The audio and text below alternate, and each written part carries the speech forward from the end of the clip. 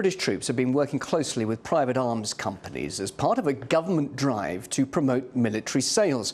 That's according to records released by UK Trade and Investment in response to a Freedom of Information request. While many of the details, including which companies are involved and who they are supplying, have been removed, sales events hosted by the army for the Egyptian military and delegations from Qatar have been acknowledged. Well, earlier I spoke to Andrew Smith from the Campaign Against Arms Trade, and he thinks that this activity shouldn't fall within the Army's duty.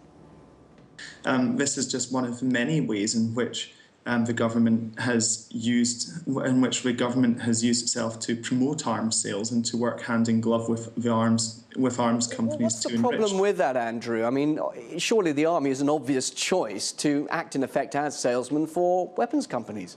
Well, it's not in the role of the army to be acting as salespeople for any private companies. It's not in the role of the army to be helping to enrich arms companies. It's particularly not through selling to regimes like Egypt and Qatar, which have incredibly questionable human rights records. It's certainly not within the role of government. It shouldn't be to promote arms company interests either. Now that's interesting. You're talking about the client countries there, the destinations for some of these weapons, Qatar, Egypt. I mean, what is it that actually bothers you about the fact that the British is actually selling, or the British are selling weapons to these countries?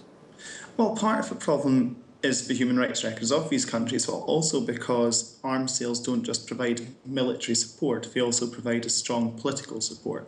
They provide a political endorsement, and they also tend to buy the UK's silence when it comes to matters of human rights. This has been the case in Egypt, it's been the case in Qatar, it's the case in Saudi Arabia, it's the case in Bahrain, and all these other thoroughly oppressive regimes that the UK sells weapons to. But the UK Trade and Investment says that it's open to scrutiny. There are very, very strict requirements for these licences to be given and for these arms to be exported to destination countries. And so surely sales are actually being heavily monitored. And aren't you happy by the very strict criteria that's in place?